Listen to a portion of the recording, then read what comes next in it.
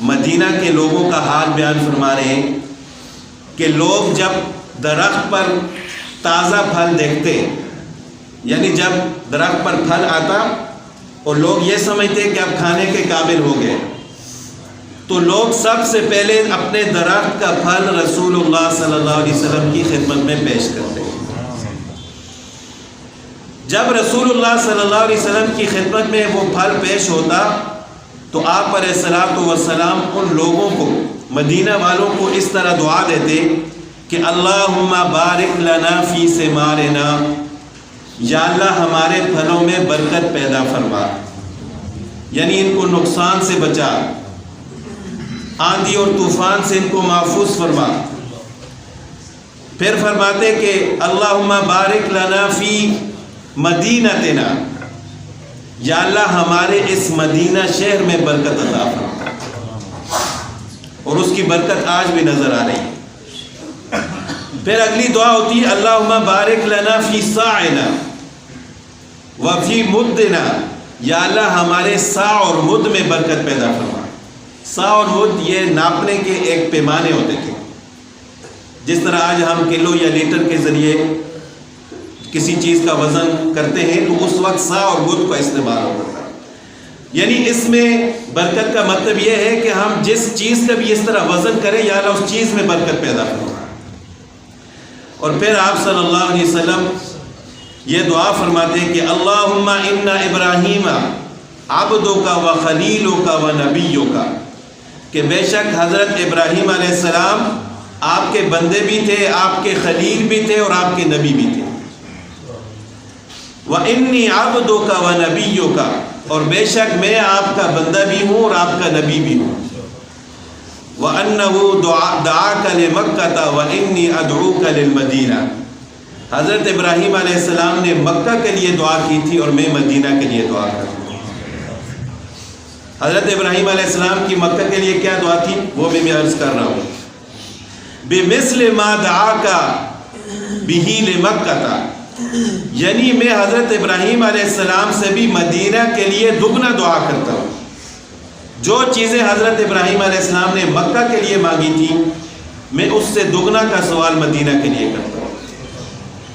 اور پھر فرماتے کہ ثم يدعو اصغر ولید، پھر آپ صلی اللہ علیہ وسلم اس دعا کے بعد چھوٹے بچوں کو بلاتے ہیں، یعنی مدینہ کے جو چھوٹے چھوٹے بچے ہوتے گلیوں میں کہہ رہے ہوتے ان کو بلاتے، فَيُؤْتِيهِ ذَلِكَ، وہ جو سب سے پہلا پھل آپ صلی اللہ علیہ وسلم کو برکت کے لیے دیا جاتا وہ آپ صلی اللہ علیہ وسلم بچوں میں تقسیم فرماتے، بچوں پر رحم کی وجہ سے کہ یہ لوگوں نے میرے لیے لایا ہے تو اب اس پھل کو اس مدینہ شہر کے بچے کھائیں گے۔ اب وہ کون سی دعا تھی جو حضرت ابراہیم علیہ السلام نے مکہ کے لیے مانگی تھی، اور پھر آپ صلی اللہ علیہ وسلم نے وہ دعا مدینہ کے لیے فرمائی۔ وہ دعا اس وقت حضرت ابراہیم علیہ السلام نے مانگی تھی جب حضرت ابراہیم علیہ السلام نے حضرت حاجرہ علیہ السلام اور حضرت اسماعیل علیہ السلام کو مکہ کی ویران وادی میں چھوڑا تھا۔ جب اللہ تعالیٰ نے حکم دیا تھا کہ آپ اپنی بیوی اور بچے کو وہاں ویران وادی میں چھوڑا، جو جب حضرت ابراہیم علیہ السلام نے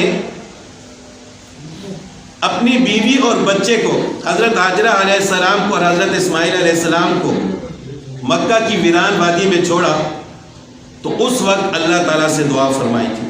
وہ دعا قرآن پاک کی سورہ ابراہیم میں ہے، ربنا انی اسکنت من ذریتی بواد غیر ذی زرع،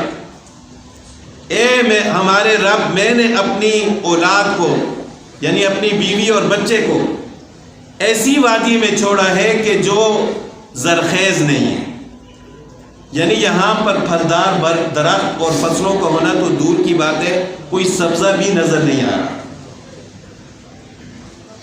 پتھریلے پہاڑ تھے، عند بیتک المحرم، آپ کے عزت والے گھر کے پاس۔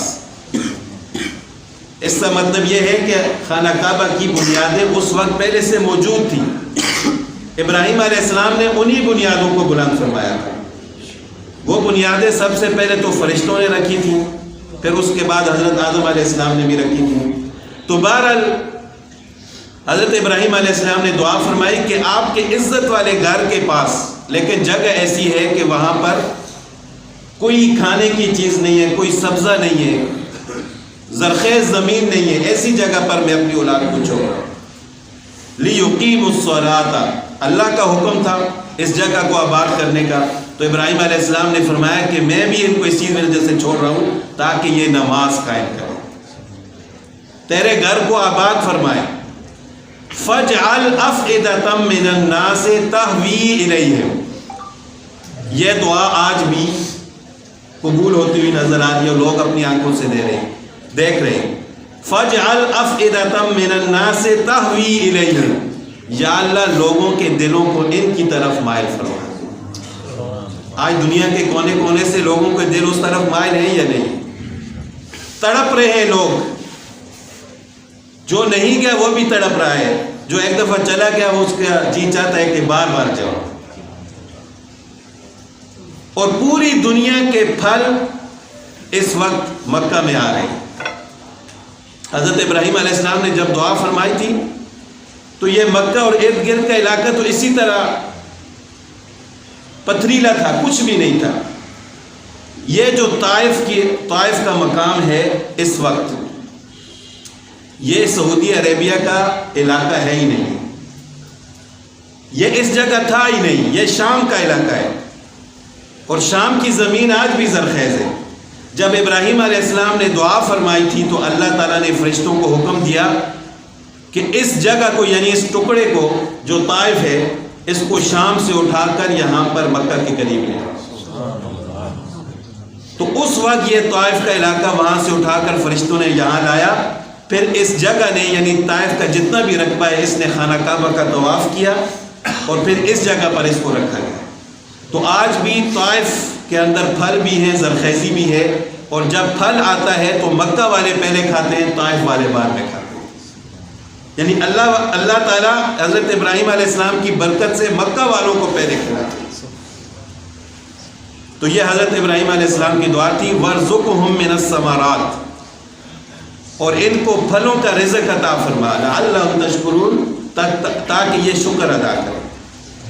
تو حضرت آپ علیہ السلام فرماتے ہیں کہ یہ جو دعا حضرت ابراہیم علیہ السلام کی مکہ کے لیے تھی, یا اللہ میں اس سے دگنا دعا مدینہ کے لیے مانگ رہا ہوں. تو آج آپ دیکھ رہے ہیں مدینہ والوں کا حال بھی کہ مکہ سے بھی زیادہ چیزیں مدینہ میں سستی ہیں.